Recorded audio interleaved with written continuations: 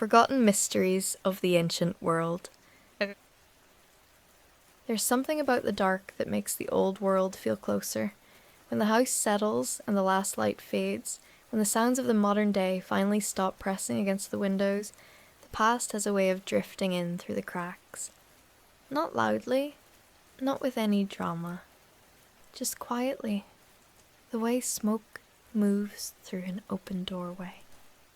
And suddenly, you're aware of all the centuries stacked beneath the one you're living in, all the civilizations that rose and burned and were swallowed by sand and sea and time, leaving behind only questions. And there are so many questions. Tonight we are going to explore some of the oldest ones. The mysteries that have survived not because they were written down carefully and preserved, but because they were too strange, too enormous, too deeply human to be forgotten entirely. These are the stories that archaeologists whisper about when the cameras are off. The riddles that historians admit over coffee and candlelight still do not have answers that fully satisfy. These are the forgotten mysteries of the ancient world, and they are best told slowly in the dark, while the rest of the world sleeps. Let yourself get comfortable now. Let your shoulders drop. Let your breathing find its own slow rhythm. You do not need to hold on to anything tonight. You do not need to keep track of time or urgency or the weight of the ordinary world. All of that can wait. For now, just let the old world come to you gently, the way it always does when you stop rushing and simply listen. We begin at the edge of the sea. Not the sea as it is now, with its container ships and satellite navigation and its carefully mapped coastlines. We begin at the sea as it was roughly 12,000 years ago, when the world was still emerging from the last great ice age, and the ocean was something entirely different. Lower, wilder, less predictable, swallowing entire landscapes as the glaciers melted and the water rose.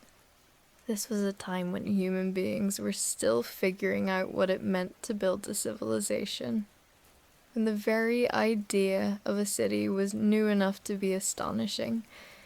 And somewhere beneath the waves of what we now call the Mediterranean, the Black Sea, the Persian Gulf, and the coastal waters off the Indian subcontinent, there are structures, ruins, evidence of places that people built and lived in, and eventually abandoned as the waters rose around them. Some of these submerged sites have been found by divers and sonar surveys. Many have not. Most never will be. Off the coast of what is now the Indian state of Gujarat, near a town called Dwarka, divers began exploring an unusual area of the seafloor in the 1980s. What they found changed the way many archaeologists think about the timeline of human civilization in the Indian subcontinent. Spread across the seafloor in roughly 36 meters of water were the remains of a structured settlement, geometric formations of stone, walls that appeared deliberately constructed, artifacts including pottery and a carved piece of wood that, when carbon dated, returned an age of approximately 7,500 years. That would place this settlement at the very beginning of what we consider the early civilizational period in South Asia, predating the famous Indus Valley cities of Mohenjo-daro and Harappa by several thousand years. The discovery ignited controversy immediately, as these things tend to do.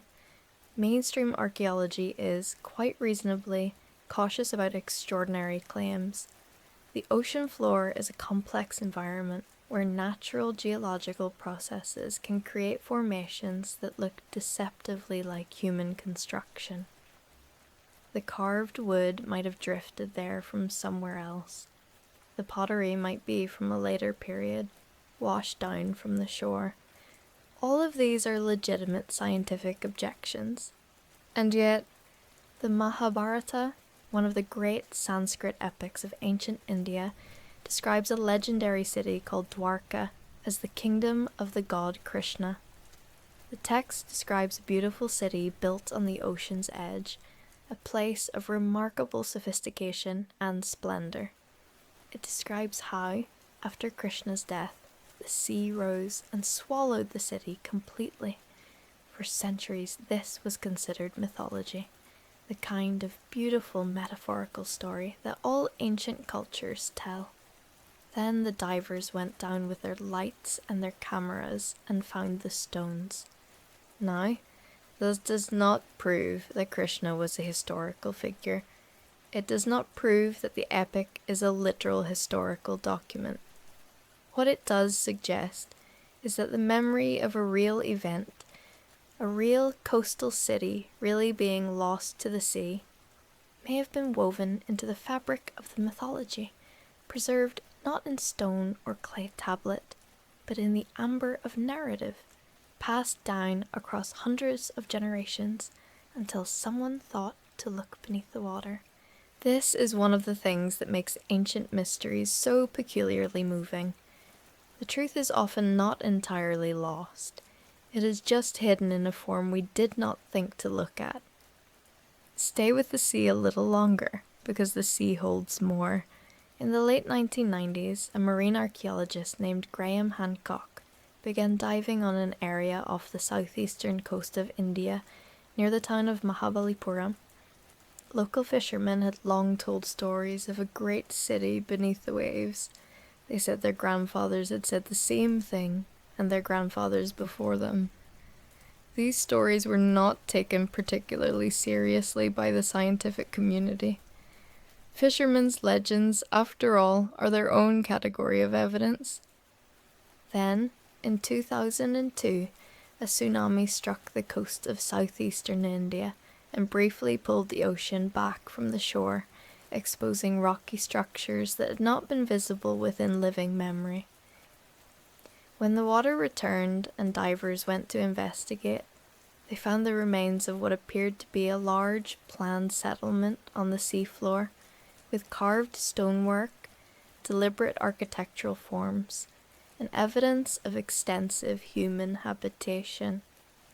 The Indian government's National Institute of Ocean Technology conducted surveys. Geologists and archaeologists examined the site. The findings were published and debated, and have never been fully resolved. The structures appear to be genuinely ancient. Estimates suggest they were submerged when sea levels rose at the end of the last ice age, which would place their construction somewhere between 5,000 and 9,000 years ago. If the higher estimates are correct, this would represent one of the oldest known planned human settlements ever discovered, pushing back the timeline of complex civilization in the region by thousands of years. The Pallava dynasty, which ruled this region roughly 1400 years ago, is known to have built elaborate shore temples at Mahabalipuram, some of which still stand today, magnificent in their detail. Ancient texts from this period speak of these temples as the last remaining of a group of 7, the others having been swallowed by the sea. For a long time, historians assumed this was poetic language, a metaphor for the passage of time, perhaps, or a literary convention. Now there is a growing body of evidence suggesting it was simply true. 7 temples, all but one taken by the ocean, the memory of them surviving in text, because the human mind, it turns out, is remarkably good at holding on to things it has lost. Let us move inland now, away from the water, into the deep desert of the Sahara. Most people know the Sahara as the world's largest hot desert, an almost incomprehensible expanse of sand and rock and burning sky stretching across the northern third of the African continent. What is less commonly known is that the Sahara has not always been this way. Approximately 10,000 years ago, in the period geologists call the African Humid Period, or sometimes the Green Sahara, this vast desert was something radically different.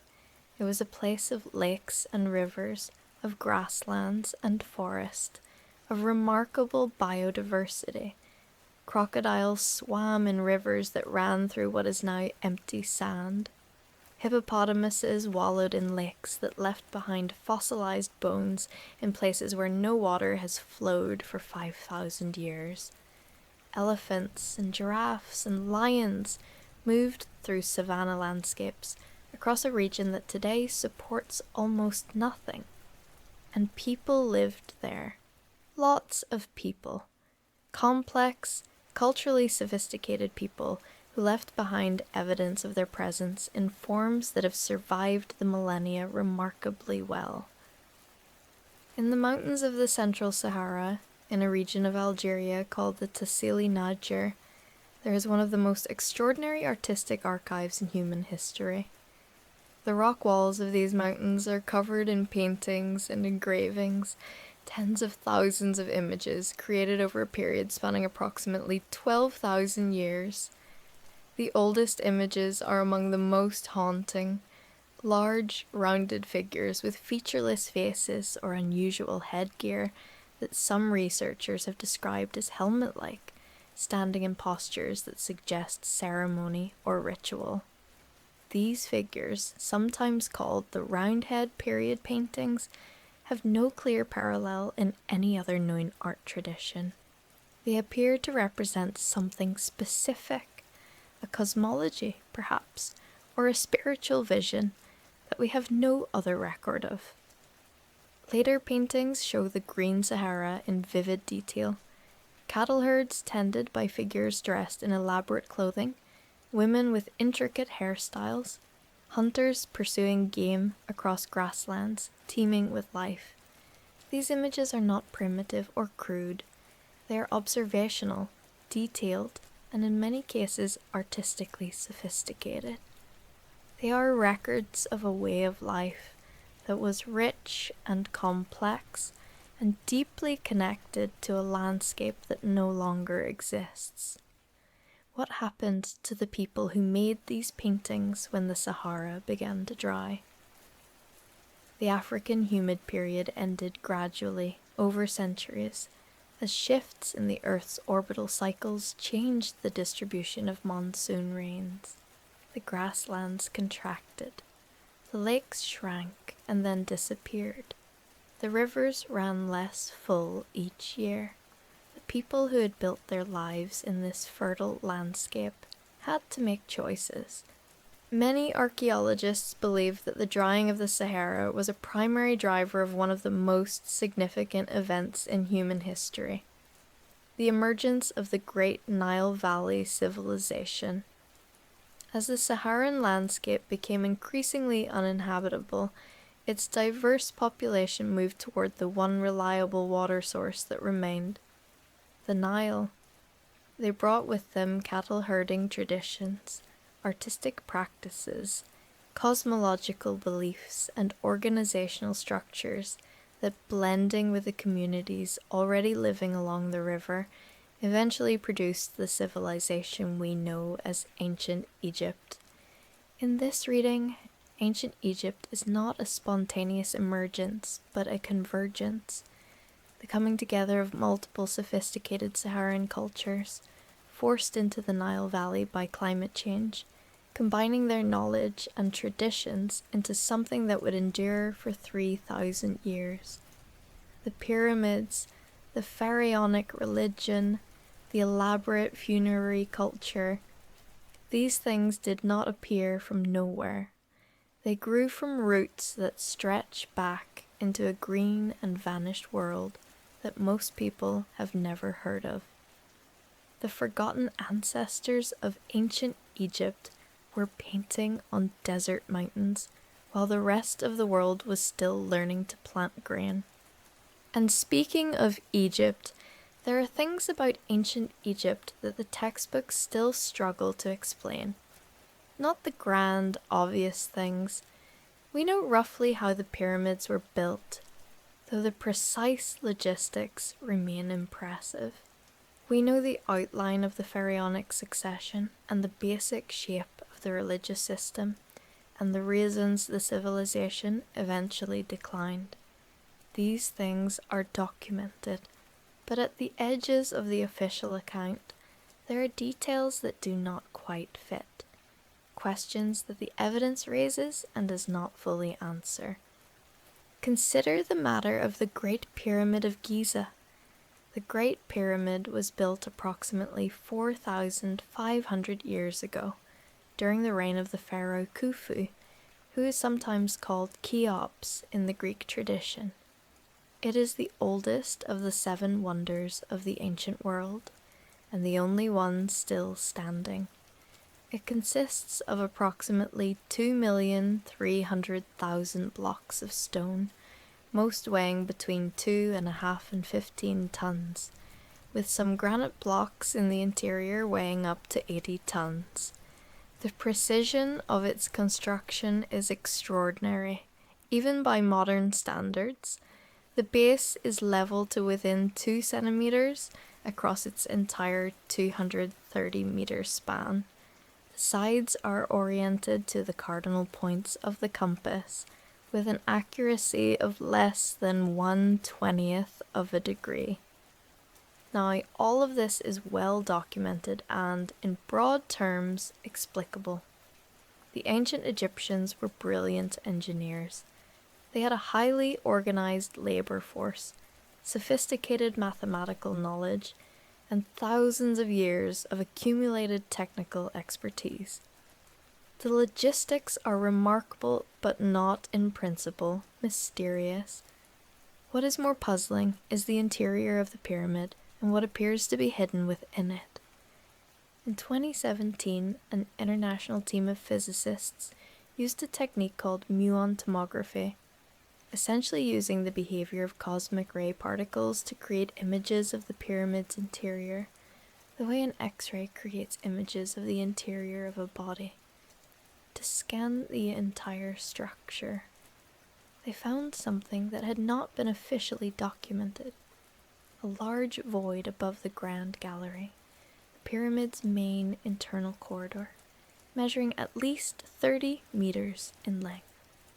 This space was called the Big Void, and it does not correspond to any known chamber or passage in the pyramid. No one knows what is in it.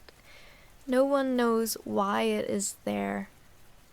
Drilling into the Great Pyramid to investigate is not currently permitted, and even if it were, accessing a void within a structure of this complexity would be an extraordinary engineering challenge. The Big Void sits there, sealed and silent, while the debate about its nature and purpose continues. Some researchers believe it is a stress-relieving architectural feature designed to distribute the weight of the stone above the Grand Gallery and prevent the ceiling from collapsing, similar to the relieving chambers above the King's Chamber that were already known. Others think it may be a previously unknown burial chamber, perhaps one that was sealed before any interment took place, or one whose contents have long since been removed. Still others have proposed more speculative theories about the pyramid's function that the official record does not accommodate. What the Big Void tells us, most fundamentally, is that even our most studied ancient monument still has things to reveal. 4,500 years of scrutiny have not answered every question. The pyramid keeps its secrets with characteristic patience. Not far from Giza, beneath the sand and limestone of the Egyptian plateau, there may be something even stranger. In the 1950s and 1960s, an Egyptian archaeologist named Abdelmonem Abu Bakr discovered what appeared to be an ancient boat pit near the base of the Great Pyramid. Inside was a perfectly preserved cedar boat, dismantled into 1,224 pieces and stored in a pit sealed with massive limestone slabs. The boat, when reassembled, was 43 meters long and in remarkable condition. It is believed to have been a solar bark, a ceremonial vessel intended to carry the pharaoh's soul across the sky in the afterlife. But Abu Bakr also noticed something else. There were additional boat pits near the pyramid, and beneath the pyramid, ground-penetrating radar surveys have suggested the presence of structures and passages that have never been officially mapped or excavated. The Giza Plateau has been the subject of intense archaeological activity for centuries, and yet the subsurface remains, in many ways, unexplored. In the 1990s, a team of researchers using ground-penetrating radar reported evidence of what appeared to be a large chamber beneath the Sphinx. Perhaps a library or storage facility, perhaps a natural limestone cavity shaped by geological processes, perhaps something else entirely. The Egyptian authorities declined to permit excavation, citing concerns about the stability of the Sphinx and the complexity of any intervention.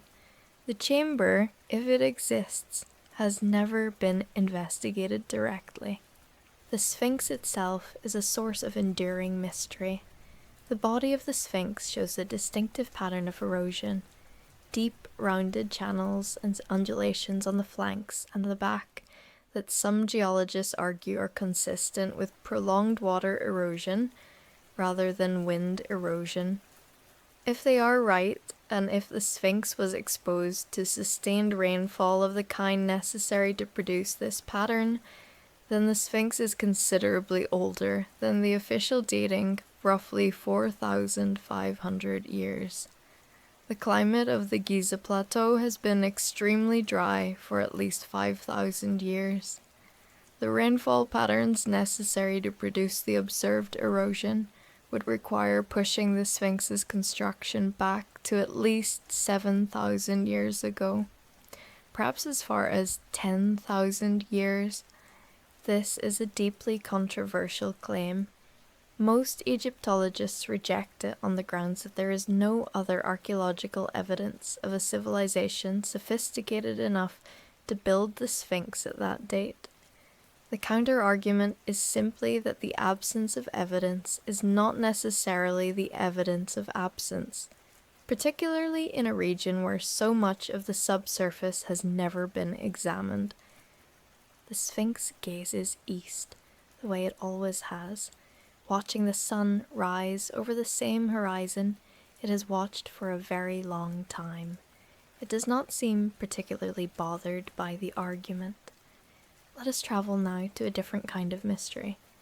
Not one of stone and sand, but one of language.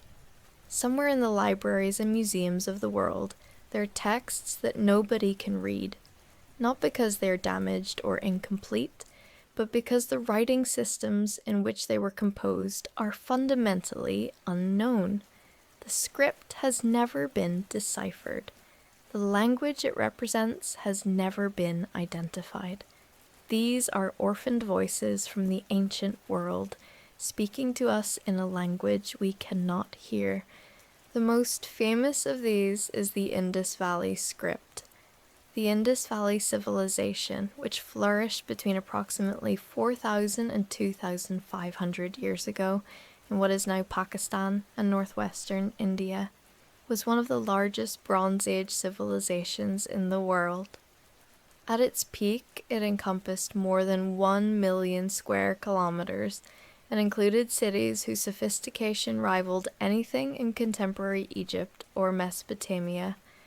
The great cities of Mohenjo-Daro and Harappa had populations of tens of thousands, grid-planned streets, elaborate drainage systems, standardized weights and measures, and public baths that suggest a highly organized civic life. These people wrote. They left behind thousands of small seals and tablets inscribed with a script that has been studied obsessively for over a century.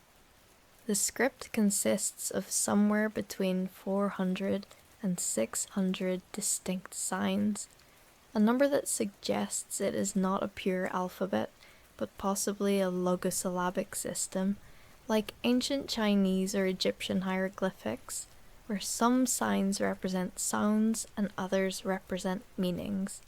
The inscriptions are almost uniformly short. Most contain fewer than 5 signs, and the longest known inscription has only 26. This brevity has made decipherment extraordinarily difficult, because the statistical techniques that allow linguists to crack unknown scripts typically require much longer samples. Dozens of serious scholars and hundreds of enthusiastic amateurs have proposed decipherments of the Indus script. None has achieved scholarly consensus. The language beneath the script remains unknown. We do not know what these people called themselves, what they called their cities, what they believed, what their kings or priests or merchants were named. They left us their beautiful, carefully planned cities and their enigmatic seals, and nothing else that speaks. There is something about this silence that feels almost deliberate, though of course it is not. It is simply the accident of what survives. Had the Indus Valley civilization used clay tablets in the way the Mesopotamians did, baking them in fires that made them nearly indestructible, we might have thousands of their records today. Instead, whatever they wrote on, wood, leather, cloth, palm leaf, has vanished entirely, and only the brief inscriptions on durable stone and fired clay remain. The Indus Valley civilization declined and effectively disappeared between roughly 2000 and 1700 BC for reasons that are themselves debated. Climate change, river course changes, political fragmentation, invasion, or some combination of all of these. The great cities were abandoned, the population dispersed, the writing system was forgotten, and the language behind it, possibly related to the Dravidian languages spoken in southern India today, possibly something else entirely, went silent. We have their artifacts, we have their buildings, we have the careful geometric order of their streets, and the elegant workmanship of their seals. We do not have their voices. There are other silences in other parts of the world. The Proto-Elamite script of ancient Iran, used roughly 5,000 years ago, remains undeciphered. Linear A, the writing system of the Minoan civilization of Bronze Age Crete, remains undeciphered despite being closely related to Linear B, which was cracked in 1952 by the architect and amateur linguist Michael Ventris. The Rongorongo script of Easter Island, discovered in the 19th century on wooden tablets kept by the island's inhabitants, has resisted all attempts at decipherment. The Voynich manuscript, a mysterious illustrated book from medieval Europe, written in an entirely unknown script, has occupied and defeated some of the world's most brilliant cryptographers for over a century. Though it is not, strictly speaking, ancient, each of these undeciphered scripts represents a sealed room in the house of human history. We can walk the corridors, open many of the doors, piece together the general shape of what happened and why. But some rooms remain locked, their contents unknown, their languages lost. The Minoans are a particularly haunting case. They were the dominant civilization of the Bronze Age Aegean, a maritime culture of remarkable sophistication that flourished on the island of Crete between roughly 3000 and 1500 BC.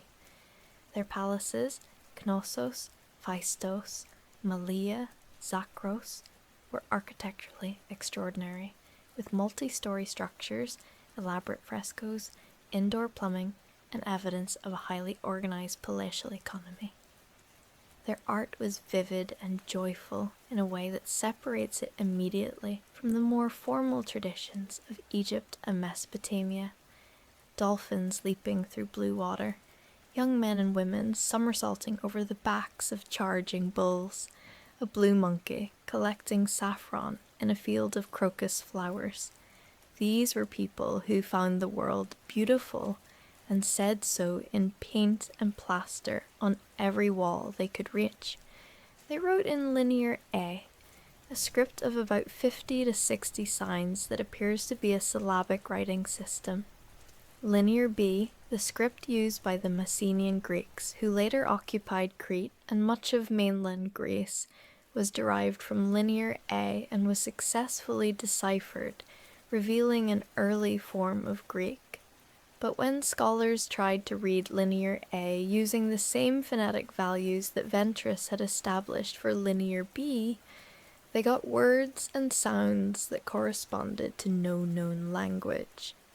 Whatever the Minoans spoke, it was not Greek, it was not Semitic, it was not any Indo-European language that has been identified.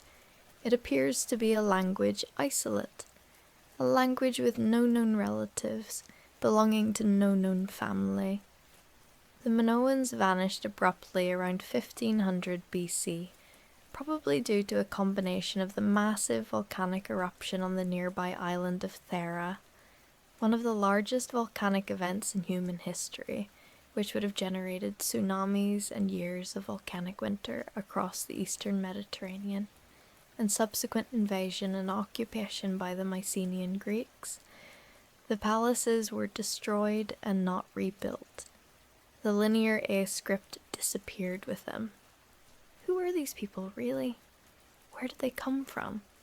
What did their priests sing and their merchants argue about and their children dream? We know their faces from the frescoes, the dark eyes and curling black hair, the narrow waists and confident postures of figures who seem entirely at ease in their own skin.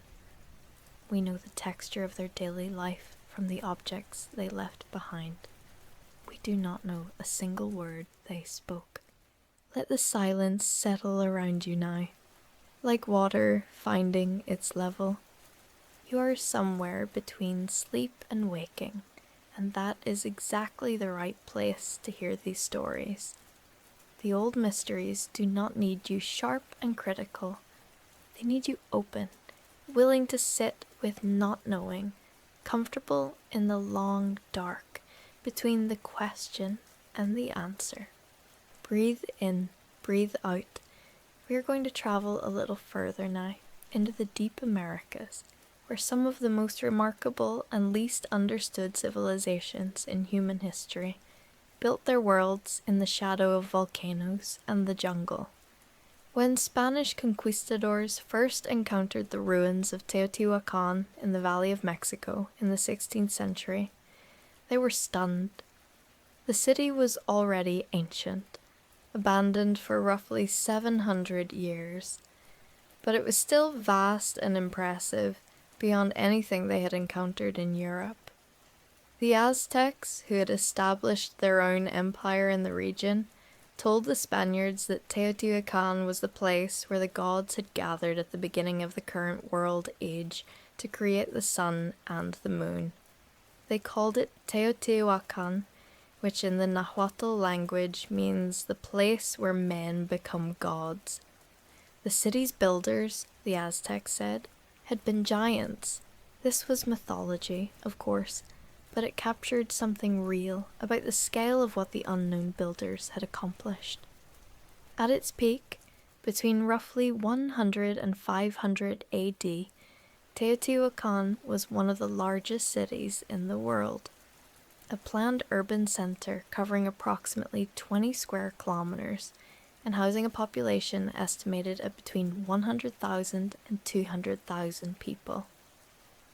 The Avenue of the Dead, the city's main axis, stretched nearly 4 kilometers. The Pyramid of the Sun, the city's largest structure, rose to a height of 65 meters, on a base that measured 220 meters on each side, making it one of the largest pyramids ever constructed anywhere on Earth. And we do not know who built it. We do not know what language the Teotihuacanos spoke. We do not know what they called themselves. We do not know their political structure beyond the broad inference that it was probably hierarchical and centralized. We do not know what religion they practiced, though the evidence suggests a cosmological system centered on the importance of sacrifice, water, and agricultural fertility. Their writing system, if they had a true writing system, which is debated, has not been deciphered. They left no texts. What they did leave behind is the city itself, which is extraordinary in its planning and its symbolism. Recent excavations at Teotihuacan have revealed things that overturn old assumptions. Beneath the pyramid of the feathered serpent, the third and most elaborately decorated of the Great Pyramids, archaeologists found a tunnel sealed roughly 2,000 years ago that led to a series of chambers filled with extraordinary objects: jade figurines, obsidian blades, pyrite discs, shells from both the Pacific and the Gulf of Mexico, rubber balls, thousands of pieces of carved greenstone. The chambers had been ritually arranged and sealed, and at their center was a space that appears to have been the symbolic heart of the city, perhaps representing the cave from which, in Mesoamerican cosmology, humanity emerged at the beginning of the world. Archaeologists using remote sensing technology have discovered similar tunnel systems beneath the Pyramid of the Sun and the Pyramid of the Moon. These tunnels were dug before the pyramids were built over them, suggesting that the caves and subterranean spaces beneath the city were the conceptual origin of its above-ground architecture. The pyramids built to mark and honor the sacred spaces below, rather than the other way around. In 2015, a small robot named Tlaloc II was sent into the sealed tunnel beneath the Pyramid of the Feathered Serpent. The robot's cameras revealed walls covered in powdered pyrite, fool's gold, that would have made the tunnel walls gleam and shimmer in torchlight, mimicking the appearance of stars or the night sky. The entire underground space appears to have been designed to represent the cosmos, the underworld, the cave of origin. The people who built it were not giants. They were human beings with an extraordinarily sophisticated cosmological vision and the organizational capacity to translate that vision into stone on a scale that still takes the breath away. They disappeared from Teotihuacan sometime around 500 to 600 AD. The city was partially burned, possibly in an internal uprising, possibly due to external invasion, possibly some combination, and the population dispersed. The great buildings were not destroyed but simply abandoned, left to the slow patience of vegetation and weather. When the Aztecs arrived centuries later, the city was already becoming myth. The people who built it are still unnamed. Their language is still silent. But the tunnel walls still hold their starlight down in the dark where no one has walked for 2,000 years. Further south, in the highlands of Peru, a different kind of mystery waits. The Nazca lines are among the most visited and most discussed ancient mysteries in the world, and familiarity has perhaps blunted our sense of how genuinely strange they are. Let us try to see them fresh. The Nazca Plateau in southern Peru is a flat, arid expanse of reddish-brown desert, lying between the Andes and the Pacific coast. Between approximately 200 BC and 700 AD, the people of the Nazca culture created an astonishing array of lines, geometric shapes, and animal figures on the surface of this plateau. by the simple method of removing the dark iron oxide-coated pebbles that cover the desert floor to reveal the pale, yellowish-white ground beneath. The cleared areas are only about 10 to 30 centimeters deep. The lines do not involve any construction in the conventional sense. No stone was moved, no earth was piled, just clearing, carefully and precisely, over a remarkable scale.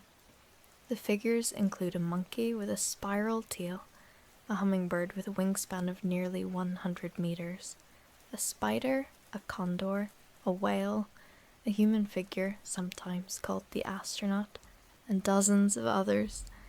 There are also hundreds of straight lines stretching for kilometers across the plateau, geometric trapezoids and rectangles that have no obvious practical function, and spiral and labyrinthine forms that seem more ceremonial than structural.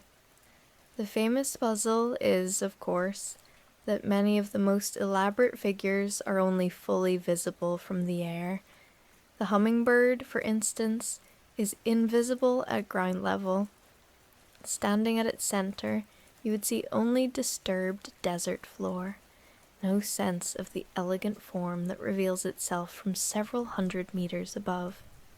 The monkey's spiral tail, the geometric precision of the trapezoids, the interplay between different figures, all of this becomes clear only from altitude. The Nazca people did not have aircraft. They had no way, as far as we know, to see their own creations from the perspective that makes them most legible. The explanations that have been proposed range from the sober to the spectacular. The most widely accepted scholarly interpretation is that the Nazca lines were ritual spaces, enormous outdoor temples whose forms honored deities associated with water and fertility. The straight lines may have been processional routes used in religious ceremonies.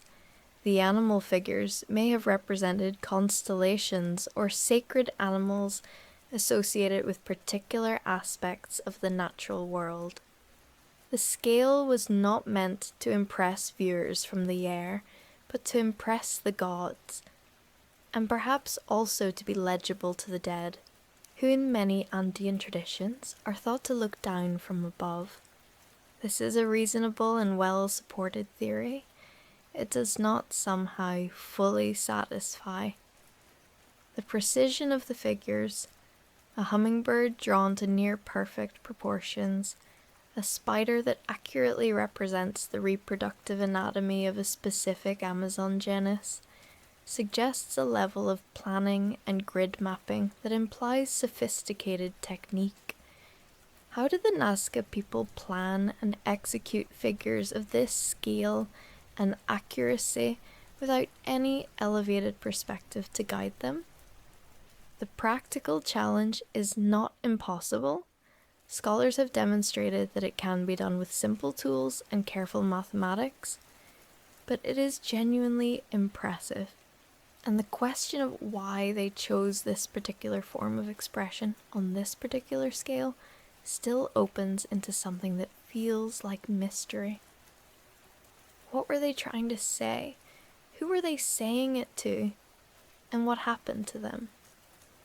The Nazca culture declined sharply around 700 AD, probably due to a catastrophic drought linked to the widespread deforestation of the Peruvian highlands, which degraded the watershed and dried up the rivers the Nazca depended on.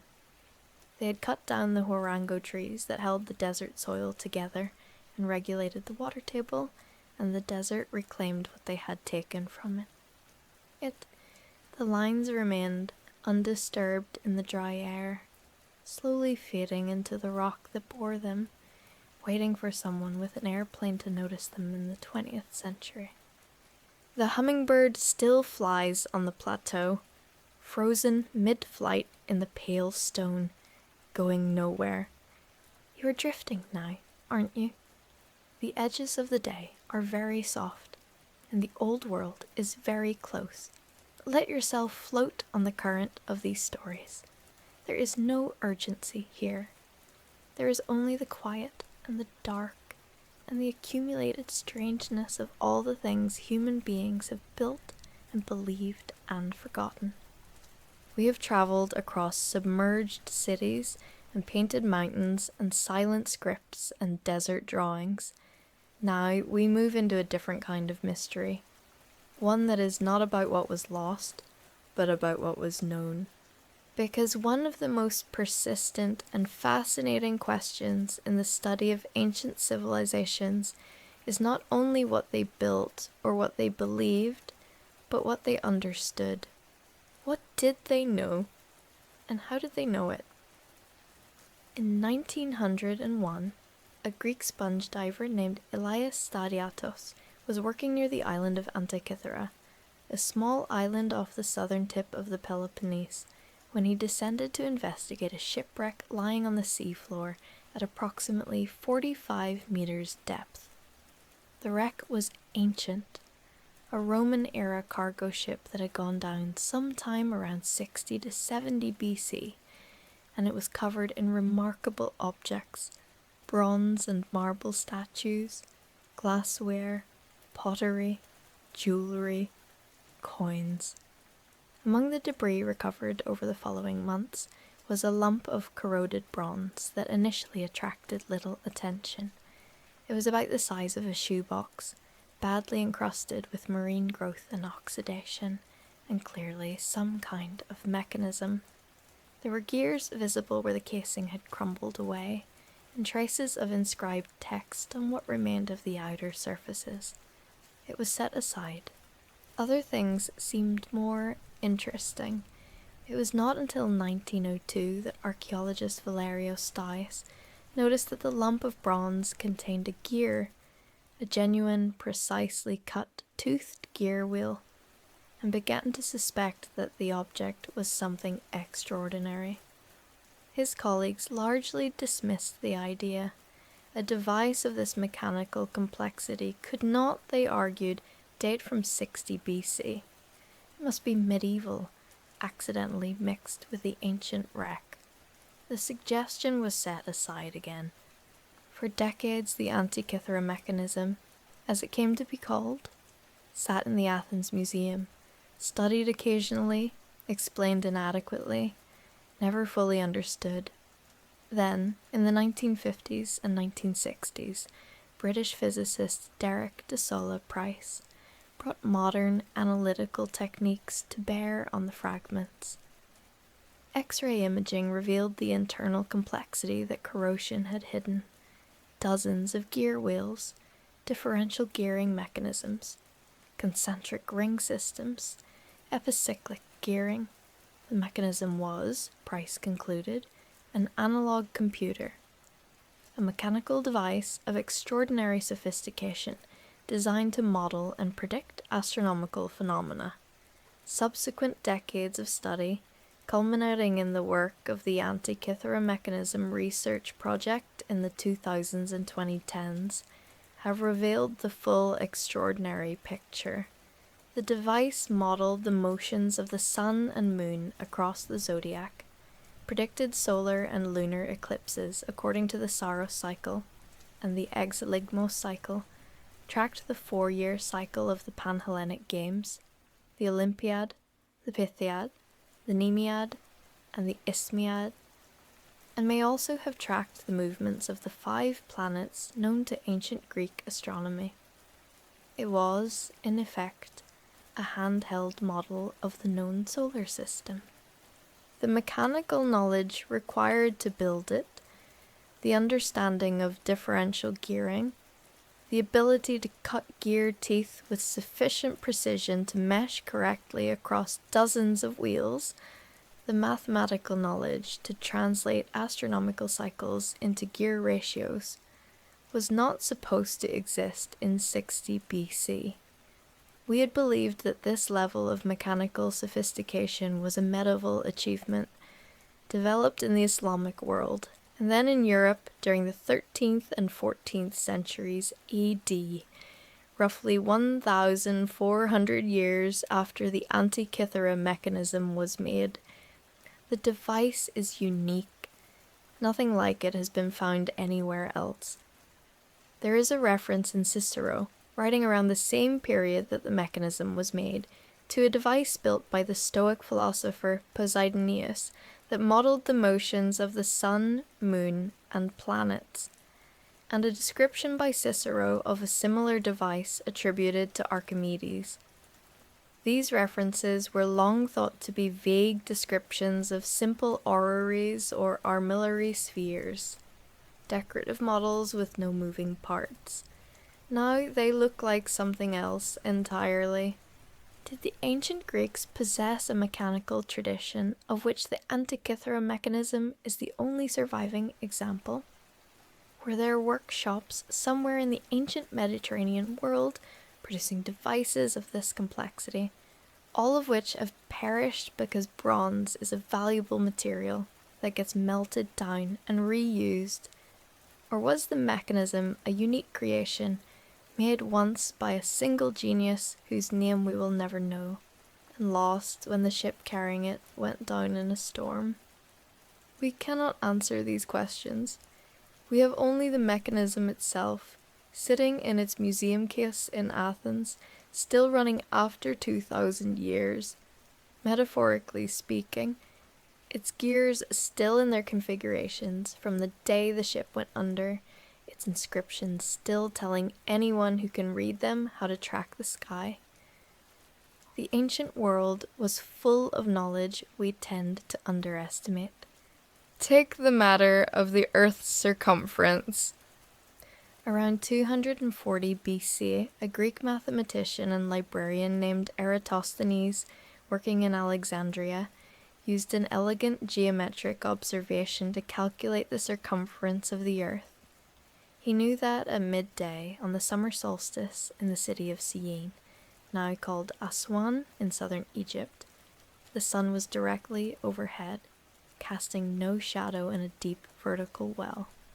On the same day in Alexandria, roughly 800 kilometers to the north, the sun cast a measurable shadow at an angle of about 7 degrees.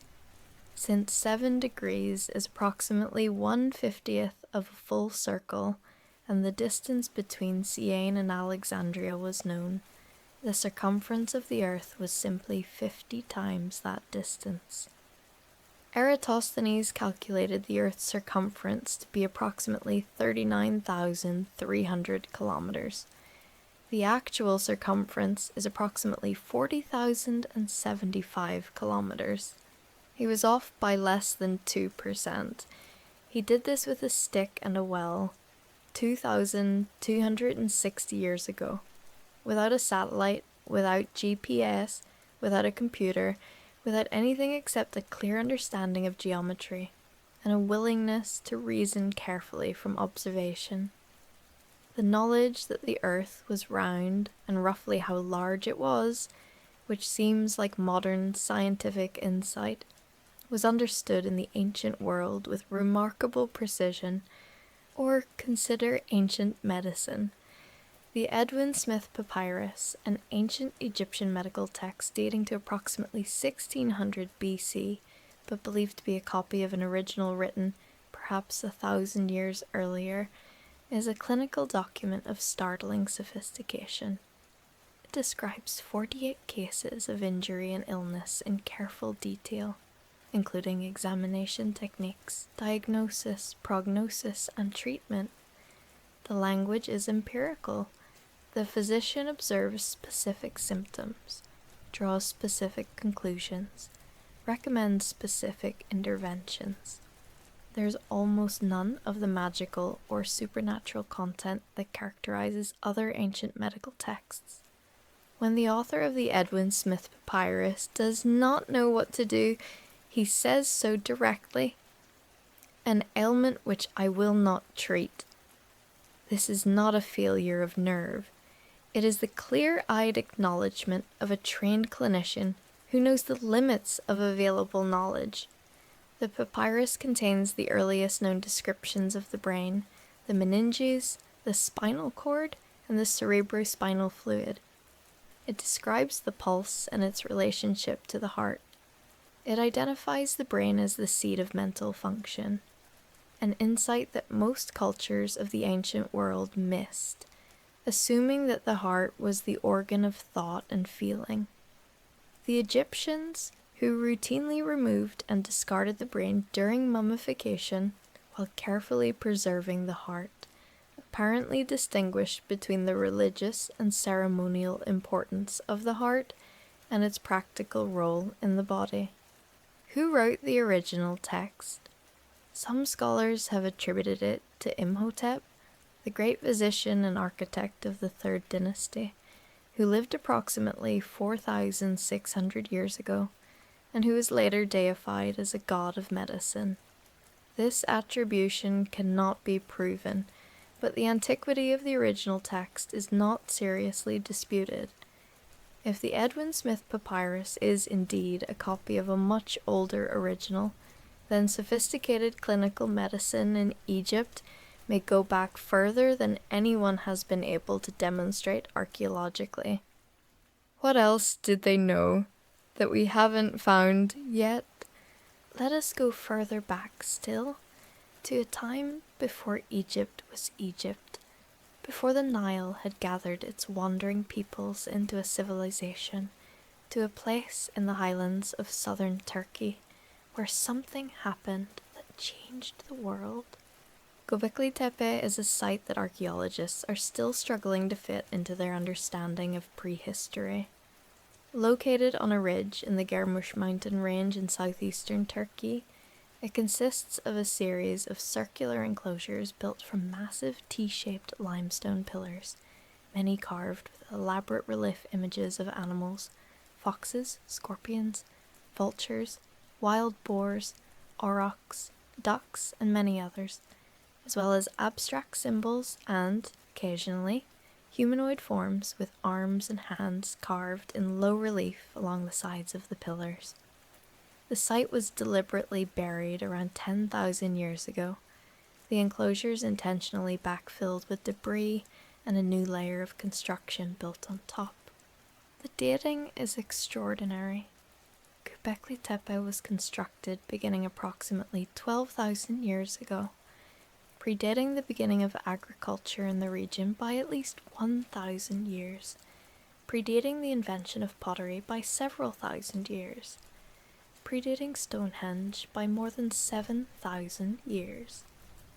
According to the standard model of human prehistory, the people who built Göbekli Tepe were hunter-gatherers. They had not yet domesticated animals or plants. They lived in small mobile groups, following the seasonal movements of game and wild plant resources. They were not supposed to have the organizational capacity, the surplus food resources, or the conceptual framework to construct an enormous ritual complex of this kind. And yet they did. The largest pillars at Göbekli Tepe stand up to 5.5 meters tall and weigh up to 10 tons.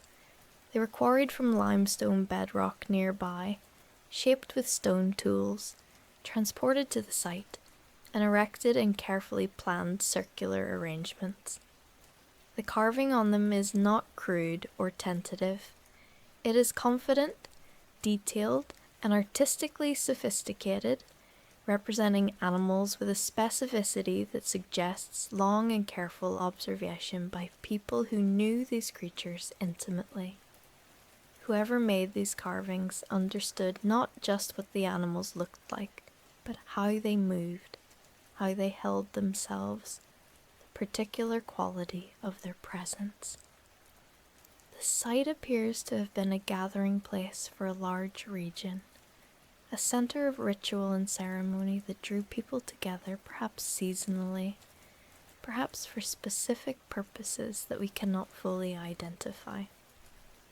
Some researchers have proposed that Göbekli Tepe was not a product of settled agricultural life, but a cause of it, that the need to feed the large numbers of people gathering at this ritual center drove the experimentation with cultivated plants and domesticated animals that eventually led to agriculture. In this reading, religion came before farming.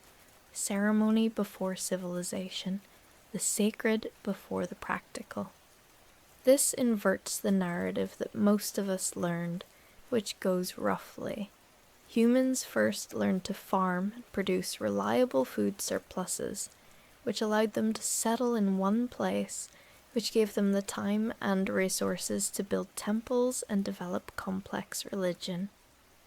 Göbekli Tepe suggests the opposite sequence is at least possible, that the desire to gather, to mark, to make meaning, drove the development of the practical technologies that we usually think of as preconditions. The excavations at Göbekli Tepe have revealed only about 5% of the site. The rest remains buried. Using ground-penetrating radar, archaeologists have identified approximately 20 additional enclosures beneath the surface, as yet unexcavated, their carved pillars still standing in the dark below the hillside. The site is, by any measure, one of the most significant archaeological discoveries of the 20th century. And most people outside the world of archaeology have never heard of it. Closer to the sea, on the island of Malta, there is another mystery that predates the pyramids by more than 1,000 years. The Hagar Kim and Menasdra temples, along with several other megalithic structures on the Maltese islands, were built between approximately 3,600 and 2,500 BC. They are among the oldest freestanding stone structures in the world, predating not just the pyramids but Stonehenge, the great megalithic monuments of Brittany, and virtually every other comparable structure in Europe. Their builders were farmers, Neolithic people who had settled on the Maltese islands and developed over several thousand years a culture of remarkable sophistication and an architectural tradition that was entirely their own. The Hagar Kim temple complex sits on a clifftop above the Mediterranean on the southern coast of Malta, facing the sea and the tiny island of Filfla. Its construction involves massive limestone blocks, some weighing several tons, fitted together with a precision that has allowed them to stand for over 5,000 years without mortar. The architectural planning shows clear evidence of astronomical orientation. At the autumn equinox, the rising sun enters through a specially placed aperture in the wall and illuminates a specific spot within the temple's inner sanctum, with a disk of light that slowly moves across the floor before disappearing. At the summer solstice, sunlight enters through another aperture and strikes a specific stone in a specific way that seems designed and deliberate. The people who built these temples, sometimes called the Temple People or the Halsaflieni culture, after the famous underground hypogeum discovered in Malta in 1802, vanished abruptly around 2500 BC. Their disappearance is as complete as any in the ancient world. They left behind their temples, their elaborate carved figurines representing large, serene figures of indeterminate or multiple gender, their hypogeum carved from the living rock of the island to depths of 12 meters, and nothing else. No genetic successors, it appears. The people who settled Malta after them seem to have been entirely different, arriving from elsewhere with no continuity of culture or architecture. The figurines are among the most beautiful objects from the ancient world. The famous sleeping lady found in the Halsaflieni hypogeum depicts a reclining figure of considerable corpulence, large rounded thighs, heavy buttocks, a body that is clearly well fed and healthy, lying on what appears to be a couch or altar, one hand tucked beneath the delicately carved head, eyes closed, apparently deeply asleep or perhaps in trance. The figure is only about 12 centimeters long, but carved with extraordinary care and feeling. It communicates something. Serenity, perhaps, or the dignity of deep dreaming that survives 5,000 years without any loss of power? What happened to the people who made her? The leading theory is population collapse due to a combination of soil exhaustion, overpopulation, and climate stress. The Maltese Islands are small and their resources limited. A farming culture that cleared the forests and exhausted the soil over several thousand years would eventually reach a catastrophic boundary. The temples, with their elaborate astronomical alignments and their evidence of ritual feasting, may be evidence of intensifying religious activity in a society under stress. People building bigger, praying harder, burning more offerings to the sky as the ground betrayed them. Or perhaps something else happened. We do not know. The last temple people left behind their beautiful buildings and their sleeping lady, and disappeared into the past without explanation. In the jungles of Cambodia, the ruins of a civilization even larger and more complex than most people realize lie beneath the forest canopy. Angkor, the capital of the Khmer Empire, is well known for the spectacular temple complex of Angkor Wat and the enigmatic stone faces of the Bayon. What is less well known is the full extent of the city that surrounded these temples, which aerial and satellite survey has only recently revealed. Using airborne laser scanning technology, a technique called LiDAR, which can penetrate the forest canopy and map the ground surface beneath it. Archaeologists have in the past decade mapped an urban area around Angkor that covers approximately 1,000 square kilometers, making it the largest pre-industrial urban complex in the world. The city of Angkor, at its peak between approximately 900 and 1400 AD, may have housed a population of between 500,000 and 1 million people. It was served by an extraordinarily sophisticated hydraulic system of canals, reservoirs, and water management infrastructure that allowed it to support an agricultural base in a monsoon climate of extreme seasonal variation. The great reservoir called the West Barai, still visible today, is 8 kilometers long and 2.5 kilometers wide, a hand-dug inland sea that held enough water to irrigate an enormous agricultural zone and supply the city through the dry season. The hydraulic system is what makes Angkor's decline so poignant and so instructive. By the 14th and 15th centuries AD, the Khmer Empire was under pressure from multiple directions: Thai kingdoms to the northwest and the shifting trade routes of the region. But the proximate cause of Angkor's abandonment appears to have been the failure of its hydraulic system.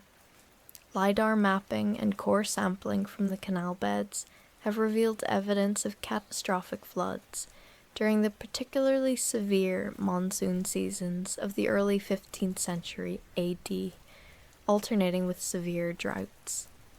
The infrastructure, which required constant maintenance to function, was overwhelmed and then neglected as the political system fractured. Without the water management system, the city could not feed itself. The population dispersed.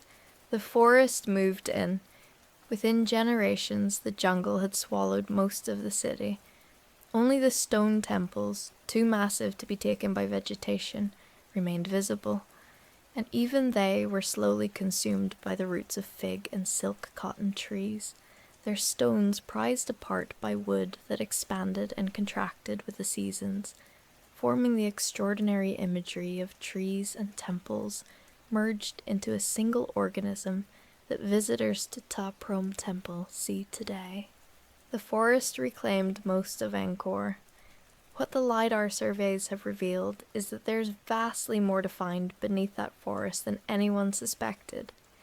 Entire suburbs, industrial zones, religious complexes, neighborhoods, all of it still there, buried under centuries of leaf litter and soil accumulation, waiting for archaeologists who have the tools and the time to investigate.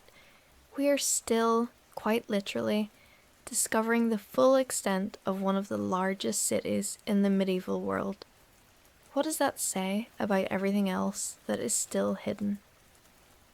Across the Pacific, on a small volcanic island in the southeastern corner of the Polynesian Triangle, there stands a further testament to human capacity and ambition.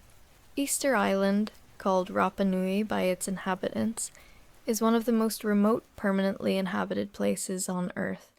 It sits approximately 3,700 kilometers from the coast of Chile and roughly 2,100 kilometers from the nearest inhabited island, Pitcairn.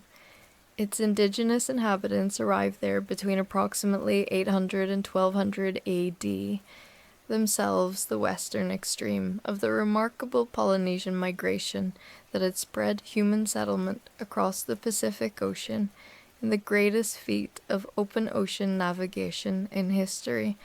On this small isolated island, covering only about 163 square kilometers, the Rapa Nui people created approximately 1,000 stone statues called moai, ranging in height from roughly 2 meters to almost 10 meters for the standing completed figures, with one partially carved figure still attached to the quarry wall, the volcanic crater Ranuraraku, measuring 21 meters, the largest moai ever attempted. The statues were quarried at Ranuraraku and then somehow transported across the island to stone platforms called ahu, located primarily around the island's coast, where they were erected facing inland, watching over the living. How were these enormous stone figures, the heaviest of the ahu moai weighing approximately 80 tons, transported across an island with no large timber by a Neolithic people, with no metal tools and no wheeled vehicles?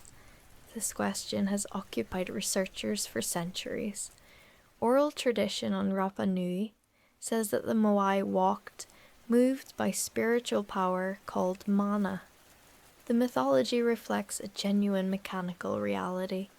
Experiments have demonstrated that the figures, with their flat bases and slightly curved bottoms, can be made to walk in an upright position by a team of people using ropes to rock them forward side to side in a waddling motion that requires far fewer people than dragging them on sleds.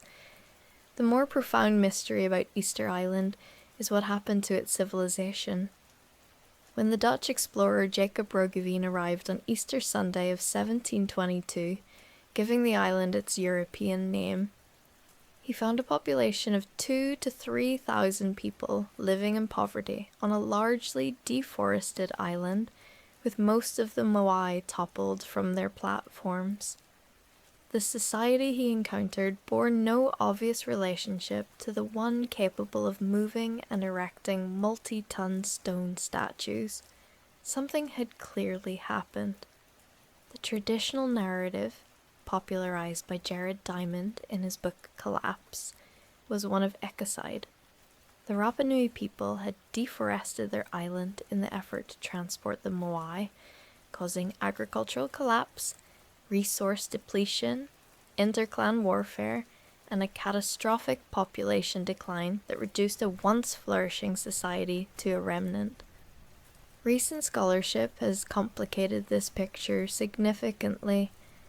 Archaeobotanical research has suggested that the deforestation of Easter Island occurred over a much longer period than previously thought, and that Polynesian rats introduced by the original settlers may have played a significant role by eating palm seeds and preventing forest regeneration. Research into the agricultural practices of the Rapa Nui has revealed a sophisticated system of rock gardens, deliberate mulching of the volcanic soil with crushed basalt to improve its fertility, that suggests an adapted and resilient relationship with the landscape rather than a reckless exploitation of it.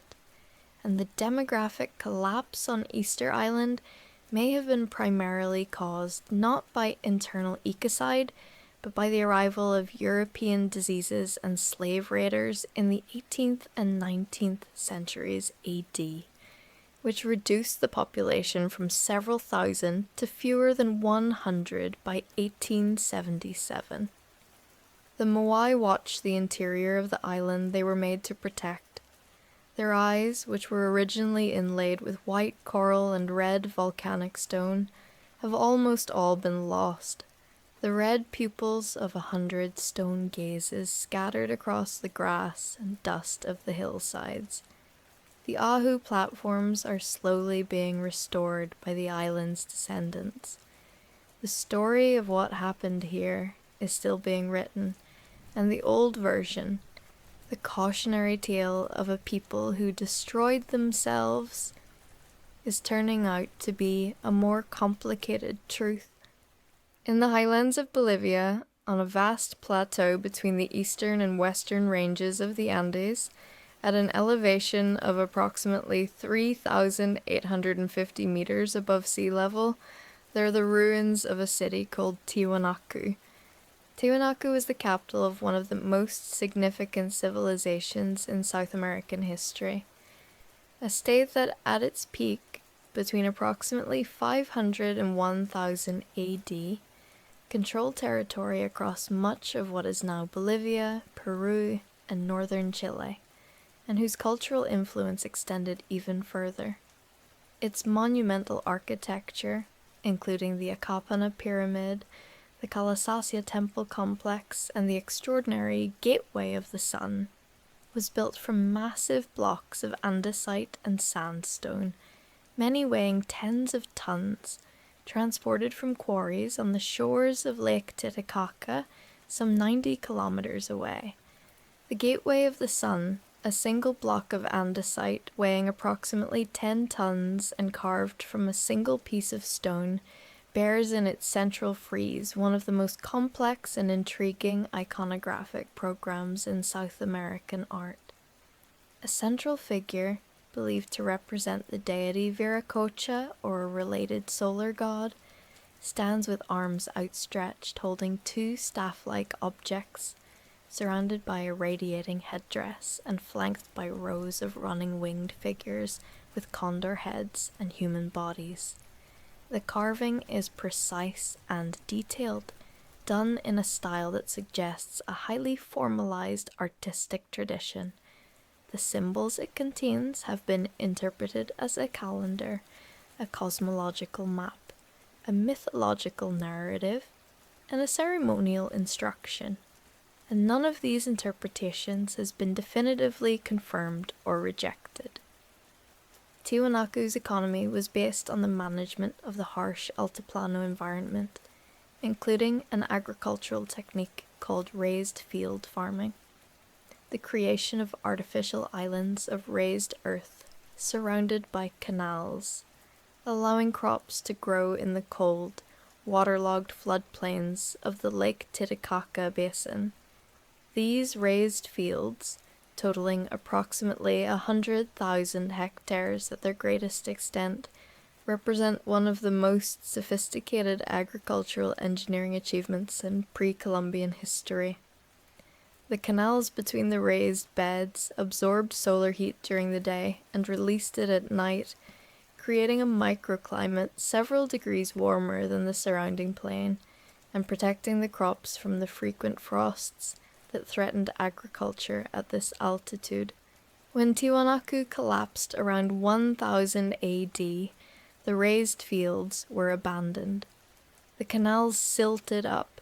The fields were gradually swallowed by the marshes and grasses of the Altiplano. It was not until the 1980s that archaeologists using aerial photography identified the distinctive grid patterns of the old field systems beneath the vegetation. When experimental archaeologists worked with local Aymara farmers to restore and replant a small section of the raised fields, the productivity was extraordinary. Yields comparable to modern chemically assisted agriculture, produced without any artificial inputs, using a technique that had been sitting forgotten in the earth for 1,000 years. The descendants of the people who built Tiwanaku had been scratching a subsistence living from the same land for centuries. Their ancestors had fed a civilization of hundreds of thousands from it. The knowledge of how had been lost with the collapse. It was written in the ground all along. They just needed someone to look. And here, in the very strangeness of that image, the knowledge written in the earth, waiting for someone to see it, is perhaps the deepest truth of the ancient mysteries. The past is not entirely gone. It persists in forms we do not always recognize, in the erosion patterns on stone walls, in the proportions of a gear wheel, in the spacing of a building's foundation stones, in the layout of underground canals, in the grammar of an undeciphered script, in the memory of a fisherman whose grandfather told him there was once a great city beneath the sea.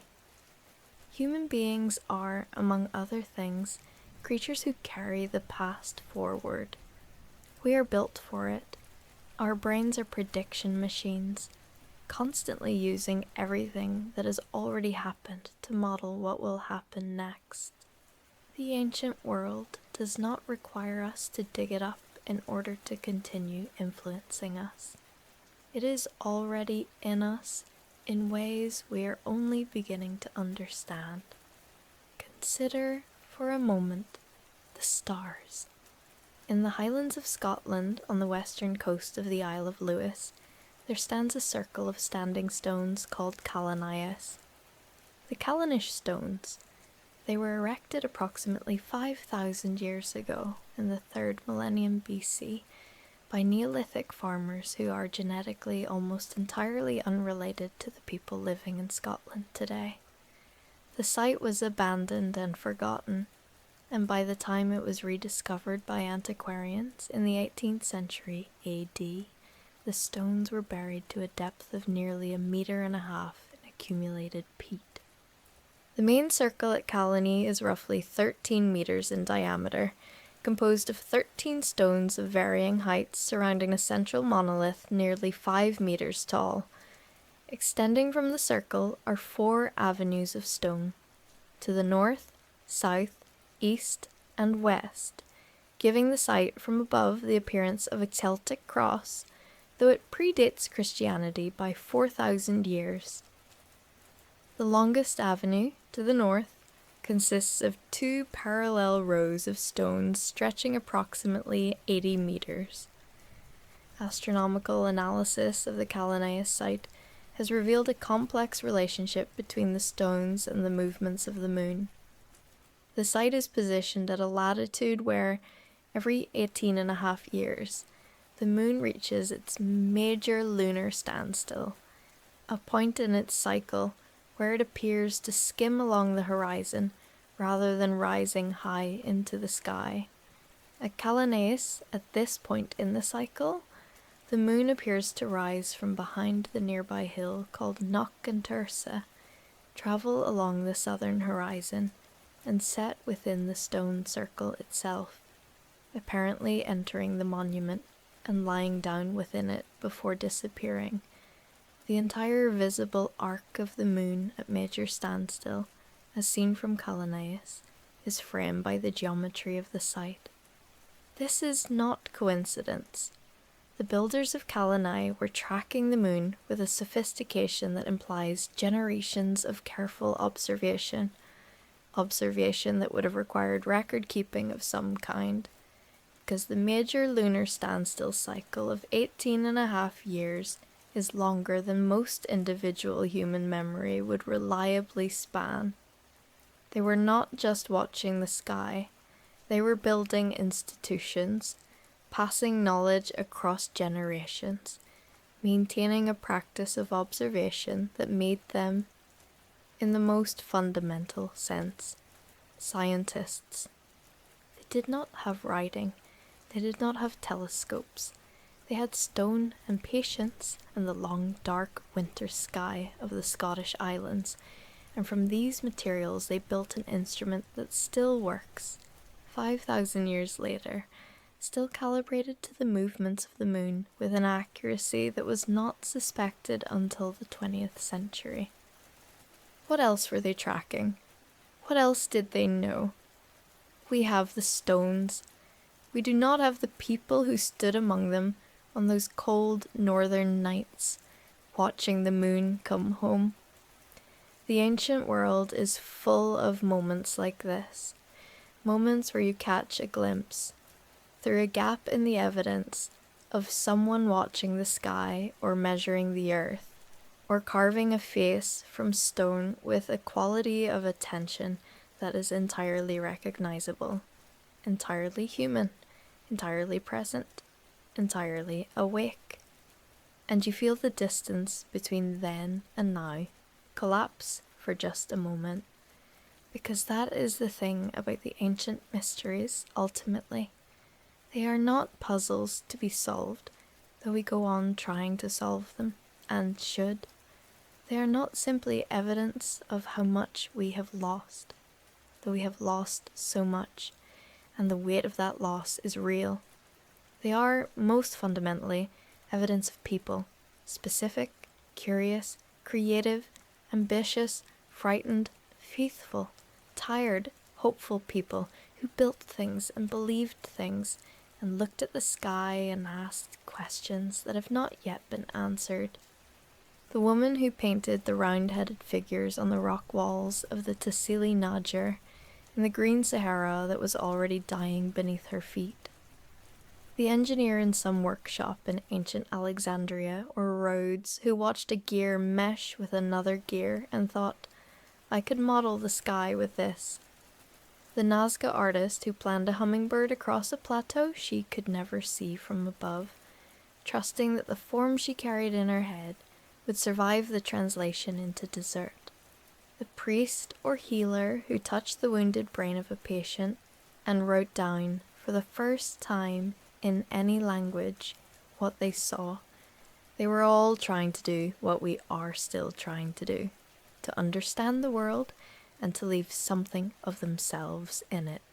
In the year 1821, a young French scholar named Jean-François Champollion spent several years immersed in the languages of the ancient world, working specifically on the hieroglyphic script of ancient Egypt.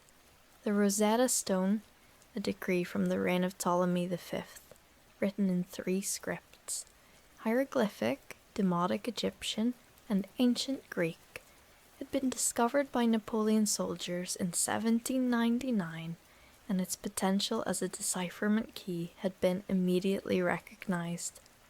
For more than 2 decades, the best minds in European scholarship had been working on it without success. Champollion, who had been learning Coptic, the descendant language of ancient Egyptian, still used in the Egyptian Christian Church, since childhood, had a crucial advantage. He understood the phonology of the ancient Egyptian language in a way his competitors did not. On the 14th of September, 1822, he ran from his study to the room where his brother was working and collapsed, shouting, Je tiens l'affaire! I have it, before losing consciousness. He had cracked the code. Ancient Egyptian, silent for roughly 1,500 years, spoke again. The subsequent century and a half of Egyptological work, reading the texts on temple walls, on papyrus scrolls, on coffin lids, and funerary stelae and medical handbooks, has given us back an enormous portion of a civilization that had been lost to history. We know the names of pharaohs and priests, the prayers that were spoken over the dead, the contracts that farmers signed with their landlords, the love poems that young Egyptians wrote to each other in the New Kingdom. We have recovered, in extraordinary detail, an entire world that had been silent for 15 centuries.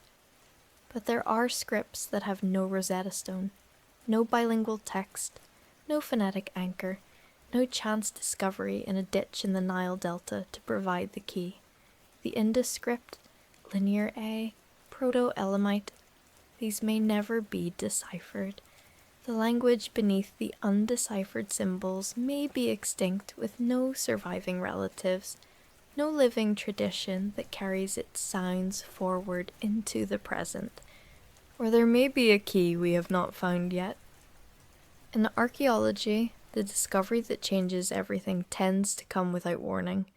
A building crew digs a trench in a Mexican street and hits the edge of an Aztec temple. A farmer in Shanxi province breaks through the floor of an underground chamber and finds the terracotta army of the first emperor of China. A Bedouin shepherd looking for a lost goat throws a stone into a cave in the Judean desert and hears pottery break, and the Dead Sea Scrolls are recovered. The most significant discoveries of the ancient world have consistently arrived by accident, in places no one expected, at times no one predicted. The key to the Indus script may be sitting in an unexcavated site beneath a modern city in Pakistan, waiting for a construction project to disturb it. A bilingual inscription, a lengthy text, a lexicon carved in stone. Anything that gives a phonetic anchor to those 400 signs could open the entire civilization to us within a generation. We might yet hear their voices. The night is very deep now, and the ancient world very quiet, and we have travelled far together through the dark. We have walked beneath the Mediterranean and found cities swallowed by the sea. We have crossed the green Sahara and met the ancestors of the pharaohs painting the walls of mountains that would be desert by the time their descendants built the pyramids. We have sat with the unknown engineers of Alexandria, whose mechanical genius produced a handheld model of the solar system 2,000 years before the medieval clockmakers who are supposed to have invented such things. We have knelt beside the sleeping lady of Malta and wondered what kind of dreaming she was doing. This reclining figure left by people who vanished without explanation 5,000 years ago. We have heard the silence of the Indus script, the silence of Linear A, the silence of the Minoan language spoken in those vivid frescoed palaces where dolphins leaped and young athletes vaulted over bulls. We have walked the Avenue of the Dead in Teotihuacan at midnight, where the pyrite dust still clings to the tunnel walls and glitters like the stars the builders were trying to capture underground. We have watched the Nazca hummingbird hang motionless over the desert floor, frozen in its eternal approach to a flower that was never there. We have stood in the cold on the Isle of Lewis and watched the moon come home. Here is what the ancient mysteries tell us in the end.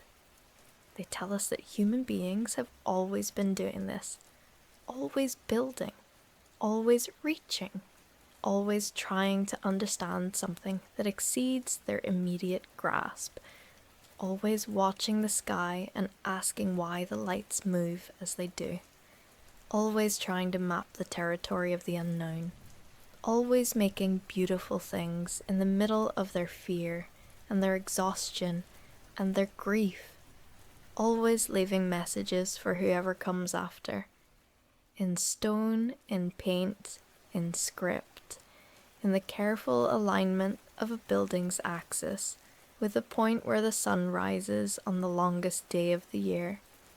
We are the whoever comes after.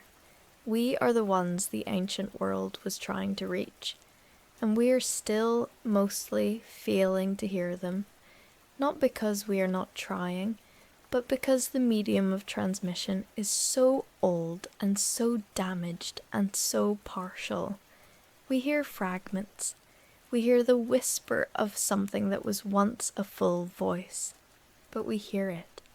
That is the miracle, if anything is, that across 12,000 years of change and loss and catastrophe and forgetting, something persists. A memory of a city beneath the sea, passed down in epic poetry. The outline of a green world, painted on the walls of mountains that have been desert for 6,000 years. The gear teeth of a machine that understood the sky, corroded beyond recognition, but not beyond identification. The silence of a script that carries the weight of an entire civilization's voice, waiting for someone to hear it. The ancient world is still speaking. It speaks in the erosion of stone, and the alignment of stars, and the shape of ruins visible only from the air, and the unexplained voids within pyramids that have stood for 4 millennia. It speaks in undeciphered symbols on clay seals smaller than a postage stamp. It speaks in the oral traditions of fishermen who never forgot the city their great-grandmothers told them lay beneath the sea. All of this is still here. All of it is still waiting. And so are you, here in the dark, at the end of this long journey through the oldest questions. Your breathing has slowed. The weight of the day has settled somewhere beneath you, becoming the kind of gentle pressure that holds you rather than burdens you.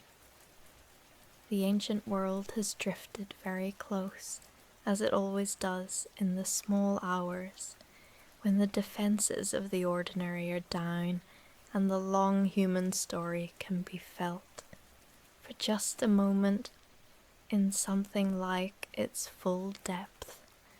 You have been part of this story longer than you know.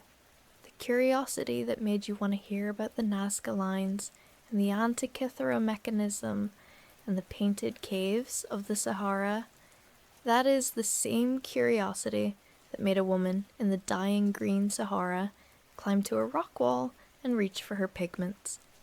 The same curiosity that made an ancient Greek mathematician climb a hill in Alexandria with a stick and calculate the size of the world. The same impulse that made whoever it was 12,000 years ago take a rough block of limestone and begin to shape it into a T, into a pillar, into something that would mark the place where people gathered to make meaning from the dark. We have always been doing this. We have always been reaching for something we could not quite touch, leaving evidence of the reaching in everything we made. The stars are out tonight, the same stars that wheeled above Calanias and the Nazca Plateau and the tunnel walls of Teotihuacan, the same stars that watch the ancient Mediterranean and the green Sahara and the flooded shores of the Indian coast. They do not have answers, but they have been watching for a very long time, and something in their patient silence feels, on nights like this, like company. Let yourself drift now. Let the old world soften around you. You have heard enough mystery for one night, enough questions to carry gently into sleep, where the answers that waking life cannot provide sometimes arrive in their own way, through their own slow channels, in the language that needs no decipherment. The ancient world is still here. It will be here when you wake, and so will you. Sleep well.